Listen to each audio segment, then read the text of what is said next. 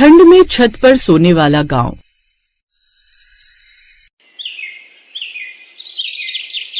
दिल्ली की बड़ी बड़ी कोठियों में पली बढ़ी रिद्धिमा ने दिल्ली की एसी वाली ठंड, कार वाली ठंड और ब्रांडेड स्वेटर वाली ठंड देखी थी, लेकिन शिमला की वादियों की ठंड उसने वहां आकर देखी, जब ब्याह कर वो अपने पति के साथ पहली बार कार में बैठकर अपने ससुराल यानी शिमला पहुंची। उसे क्या पता था कि पहाड़ों की ठंड तो मानो दुश्मनी निकालती है, क्योंकि पहले वो कभी पहाड़ों में गई नहीं और उसे ये सब पता नहीं होता कि वहाँ कितनी ठंड होती है। रिद्धिमा की गाड़ी जब गांव में रुकी तो उस गांव का पूरा टोला जमा हो गया, जिसे देखकर औरतें फुसफुसा रही थीं। अरे देखो देखो, यही है दिल्ली वाली बहू। अरे इसकी शॉल देख कितनी महंगी लगती है, हमारी तो साल भर की कमाई से भी इतने पैसे जमा न हो पाए। सही कहा बहन, लेकिन तुम देखना ठंड में बड़ी सी रजाई ओढ़ेगी, गाँव वाली देसी रजाई से इसका कुछ ना होगा। अब देखना इसकी हड्डियां कैसे कांपेगी। हो, यहाँ तो कितनी ठंड है समीर, मेरा तो ठंड से कांपकर बुरा हाल हो रहा है। तभी समीर और रिद्धिमा के स्वागत के लिए उसकी सास हाथों में आरती की थाली लिए खड़ी हुई थी, साथ ही उसकी बेटी यानी कि ननद निधि भी खड़ी थी। अरे ये क्या माँ, ये मोम की गुड़िया तो कैसे थर थर कांप रही है। चल तू जाकर चूल्हा जला दे, बहू आग सेकेगी तो उसे आराम मिलेगा। बहुत ठंड है माँ जी।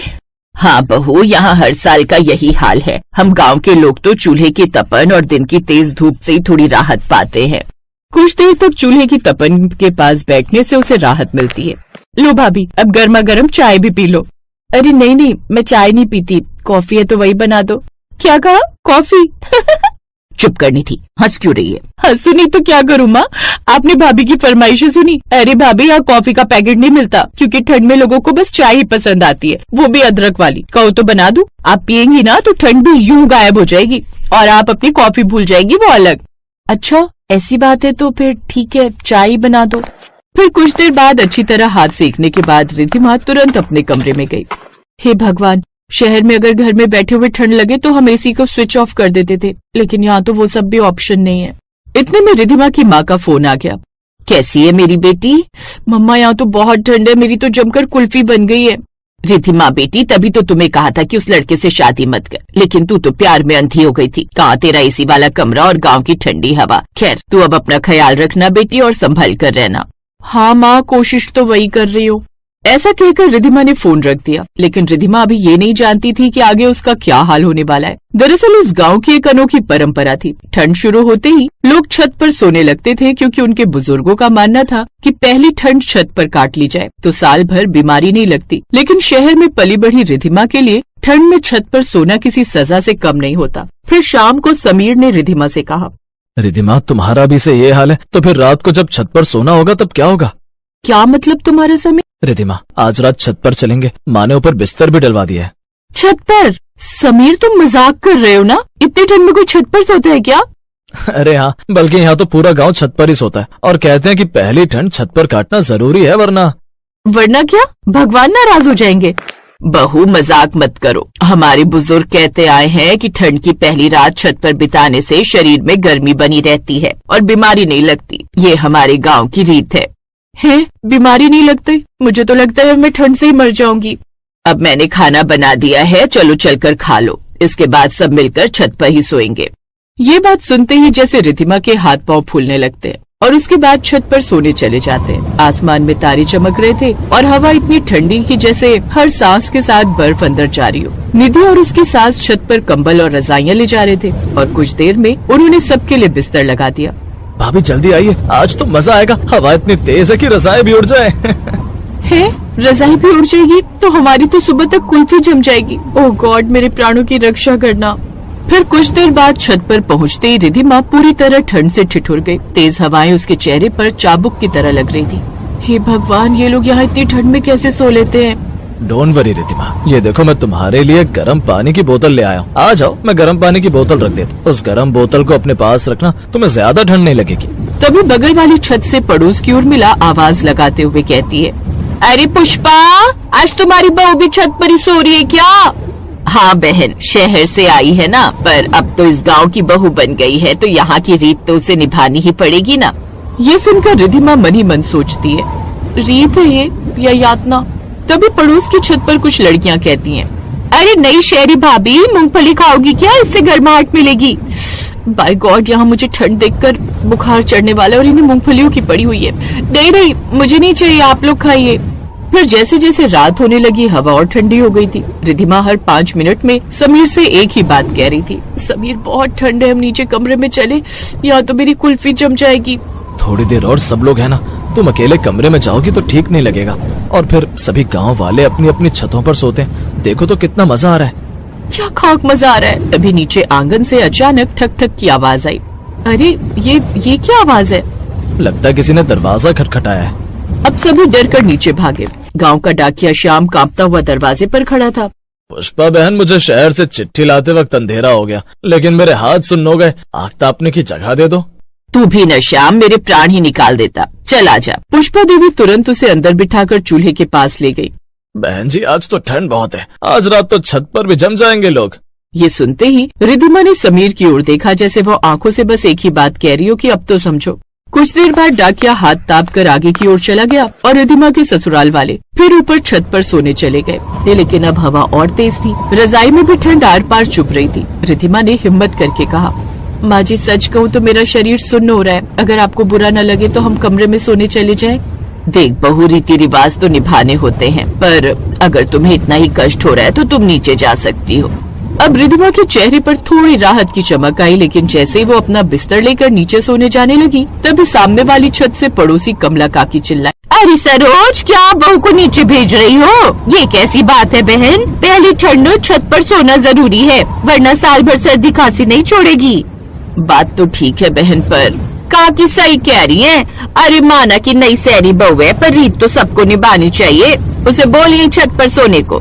ये सुनकर रिधिमा को लगा जैसे उसे अदालत में खड़ा कर दिया गया हो। अब सास ने उसे नीचे जाने से रोक दिया। बहू, तुझे भी अब यहीं सोना पड़ेगा, नहीं तो काकी और नीलम की तरह सब गांव वाले कल तक 100 बातें बनाएंगे कि कैसी बहू है, बस अपनी चिंता है इसे। अब ना चाहते हुए भी उसे ठंड में वहीं सबके साथ छत पर ही सोना पड़ा। लेकिन उस कड़कड़ाती ठंड में वो लगातार कांपे जा रही थी और कुछ देर बाद वो बुरी तरह कांपने लगी। अपनी पत्नी की ऐसी हालत देखकर समीर को उस पर दया आ गई और वो गुस्से में बोला, बस बहुत हुआ, किसी को हमारी सेहत से ज्यादा रीति रिवाज की चिंता तो रहने दो, मैं अपनी पत्नी को नीचे ले जा रहा हूँ। अरे लेकिन लोग क्या कहेंगे कि कैसी नाजुक बहू है इनकी, और गांव की और बहुएं भी तो छत पर ही सोती हैं। मैंने कहा ना बाबूजी, मेरे लिए मेरी बीवी की जान ज्यादा जरूरी है, न कि गांव वालों के रीति रिवाज। अब सारा परिवार शांत हो गया। सास भी कुछ नहीं बोली। तभी पड़ोस वाली छत में सो रहे 8 साल के टिंकू की हालत एकदम से बिगड़ गई। ठंड के मारे उसका चेहरा नीला पड़ गया। मेरा बच्चा टिंकू, उठना, क्या हुआ?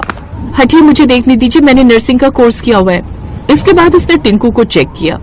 इसको जल्दी से नीचे आग के पास ले चलिए और साथ ही गर्म पानी में विक्स डालकर उसकी भाप इसे देनी होगी। उन्होंने ऐसा ही किया और कुछ देर बाद टिंकू की जान बच गई। ये कैसे रीति रिवाज है जिसमें एक बच्चे की जान तक जा सकती थी? ऐसे रिवाज के चक्कर में ना एक दिन आप लोग अपनों को खो देंगे। अब तो बंद कीजिए यूं इतनी ठंड में छत पर सोना। ये बात सुनकर अब सभी गांव वालों को अपनी गलती का एहसास हुआ और उस दिन के बाद उन सभी गांव वालों ने ठंड में छत पर सोना छोड़ दिया। साथ ही रिधिमा भी छत पर सोने से बच गई।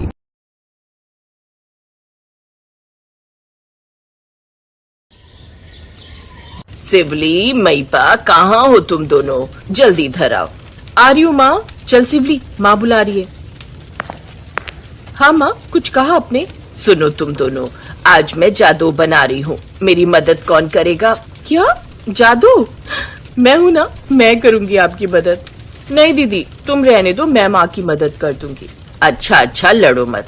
एक काम करो, तुम दोनों ही बना लो, मैं बाकी का काम देख लेती हूँ। नहीं माँ, आपके हाथ के जादू का मजा ही कुछ अलग है। क्यों दीदी? हाँ, ये सही कह रही है, आप ही बनाओ ना। एक काम करो सिवली, तुम माँ की मदद करो, मैं बाकी का काम देख लेती हूँ। ठीक है दीदी। माँ जल्दी से बताओ क्या क्या करना है, मुझे तो अभी से भूख लगने लगी है। सिवली की इस बात पर थेपा और मईपा जोर जोर से हंसने लगी। ये कहानी है शिलोंग के पास बसे लापालंग के एक छोटे से गांव की, जहाँ थेपा अपने 2 बेटों बिजॉय और तोरुण के साथ रहती थी। मईपा और सिवली उसकी बहुएं थी। थेपा स्वभाव की जितनी अच्छी थी, उसे बहुएं भी उतनी ही अच्छी मिली थी। दोनों बहुएं अपनी सास से बहुत प्यार करती थीं और उसे माँ कहकर बुलाती थीं। बिजॉय एक दुकान पर काम करता था, जहाँ पॉलीथीन और तिरपाल वगैरह बेचे जाते थे, जबकि छोटा भाई तोरुण एक बढ़ई के यहाँ काम करता था। थेपा और उसकी दोनों बहुएं घर संभालती थीं। बिजॉय और तोरुण इतना कमा लेते थे कि आराम से घर का खर्च चल जाता था, और इससे ज्यादा की ना तो थेपा को जरूरत थी और ना ही चाहत। हंसी खुशी परिवार का गुजारा चल रहा था। और फिर एक दिन रसोई में काम करते हुए, माँ मुझे झटका महसूस हुआ। हाँ माँ, मुझे भी लगा जैसे हल्का सा भूकंप आए हो। हे भगवान, दया करो हम पर। पिछली बार भी वो सर्दी का ही महीना था जब भूकंप आया था। पता है गांव में 3-4 मकान गिर गए थे। ये कब की बात है माँ? तुम दोनों की शादी नहीं हुई थी, बिजॉय और तोरुण छोटे थे। तब अचानक एक रात को धरती जोर से हिली और फिर कुछ ही देर में हर तरफ तबाही ही तबाही दिखने लगी थी। कई मकान टूट गए थे, सड़कें भी टूट गई थी। कई महीने लग गए थे सब ठीक होने में। चलो ये तो अच्छा, इस बार उतना तेज भूकंप नहीं था। हाँ शायद, दुआ करो कि ये वापस ना लौटे। उस दिन सिवली और महिपा तो भूकंप को भूलकर अपने काम पर लग गई, लेकिन थेपा परेशान थी। तभी शाम को अचानक एक छोटा ट्रक थेपा के घर आकर रुका। तुझे कितनी बार मना किया है बिजॉय की दुकान का सामान यहाँ घर में मत लाया कर। वो बस एक रात के लिए है। कल सुबह दुकान का मालिक अपनी कार लेकर आएगा और सामान लेकर चला जाएगा। वो तो ठीक है, पर इसे रखेंगे कहाँ? घर में वैसे भी जगह नहीं बचती है। अच्छा माँ, घर के अंदर नहीं रखूंगा, यहीं रख दूंगा बरामदे में। रहने दे। रात में अगर बारिश हो गई तो तेरा ये सारा सामान खराब हो जाएगा। माँ वो तिरपाल है, वो बारिश के लिए ही बना है। बिजॉय ने अपना सारा सामान जैसे ही बरामदे में रखा कि तभी एक और छोटा ट्रक थेपा के घर के बाहर आकर रुका। ये भी तेरा सामान है क्या बिजॉय? माँ ये मेरा सामान है, कुछ लकड़ियां हैं बस। हे भगवान, तुम दोनों ने अपने घर को गोदाम बनाकर रख दिया है। अब तू इसे कहाँ रखेगा? अरे आप चिंता मत करो, ये भैया का तिरपाल है ना, इसी के नीचे रख दूंगा। अगर बारिश आई तो ये भीगेंगी नहीं। हाँ ठीक है, चलो अब दोनों हाथ मुंह धो लो और खाना खा लो। पूरा परिवार एक साथ खाना खाने बैठ गया और बातें करने लगा। माँ, आज तुमको भूकंप महसूस हुआ था क्या? हाँ क्यों, तुझे भी महसूस हुआ था क्या? हाँ, मैं जब सामान ले रहा था तब मुझे भी लगा था, पर इस बार तो बहुत धीमा झटका लगा था। दुआ करो कि सब ठीक रहे। पिछली बार का याद है ना जब भूकंप? थेपा अपनी बात पूरी कर भी नहीं पाई थी कि अचानक धरती जोर जोर से हिलने लगी। थेपा का पूरा घर भी जोर जोर से हिलने लगा। ये देखकर किसी को कुछ समझ नहीं आया। तभी थेपा जोर से चिल्लाई, भागो, जल्दी बाहर भागो, भूकंप आ रहा है। बिजॉय तू जल्दी से महिपा और सिवली को बाहर लेकर निकल। जैसे ही वो सभी घर से बाहर आए, उनका घर उनकी आंखों के सामने ही भरभरा कर गिरने लगा और फिर थोड़ी ही देर में पूरा मकान मलबे में बदल गया। उनके घर को जाने वाली सड़क टूट गई थी और उसके बीच एक बड़ी सी दरार आ गई थी। पूरे गांव में हल्ला मच गया और देखते ही देखते गांव के सारे मकान गिरने लगे। अब हम क्या करेंगे माँ जी? हाँ माँ, कुछ नहीं बचा, अब हम क्या करेंगे?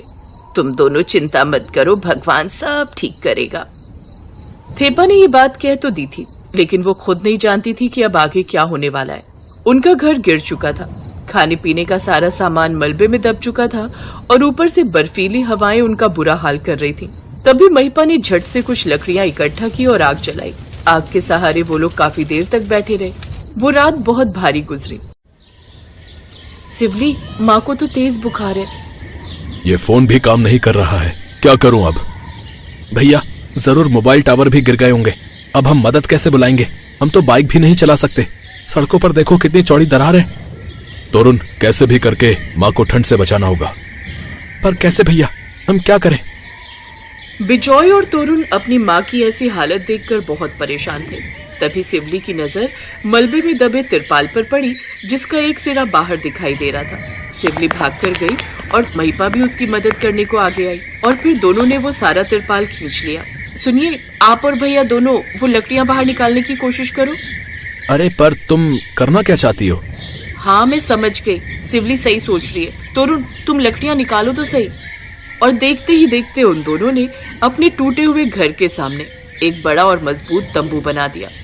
अरे वाह महिपा, सिवली, मान गए तुम दोनों को यार। तुम दोनों तो बहुत जुगाड़ू हो। अभी हमारी तारीफ करने का वक्त नहीं है, जल्दी से माँ को अंदर लाओ, हमें उन्हें गर्मी देनी होगी। सिवली ने तंबू के अंदर आग जलाई और थेपा को उसके पास लिटा दिया। गर्मी की वजह से अब थेपा को अच्छा महसूस हो रहा था। सिवली, महिपा, कितना तिरपाल बचा है? अभी तो बहुत सारा है, पर आप क्यों पूछ रही हैं माँ? देखो, पूरा गांव तबाह हो गया है। छोटे छोटे बच्चे ठंड से ठिठुर रहे हैं। जितने हो सके ऐसे ही तंबू बनाने की कोशिश करो और सबकी मदद करो। ठीक है माँ, जैसा आप कहो। फिर अगले ही पल दोनों भाई और उनकी पत्नियां गांव के सभी लोगों के लिए तिरपाल और लकड़ियों से तंबू बनाने में जुट गए। शाम तक गांव के हर परिवार के पास अपना तंबू था। शाबाश मेरी बहुओं, मुझे तुम पर बहुत गर्व है। मुझे नहीं पता था कि मेरी सीधी साधी बहुएं इतनी जुगाड़ू हैं। जुग जुग जियो मेरी बच्चियों। Best buddies. Hello friends, thanks for watching this video. अगर आपको ये वीडियो पसंद आया है तो प्लीज लाइक, सब्सक्राइब, कमेंट्स करें इस वीडियो पर और हाँ, शेयर करना भी ना भूलें। और भी मजेदार वीडियो देखने के लिए नीचे दिए गए बेल आइकॉन को दबाएं। देखते रहिए बेस्ट बडीज।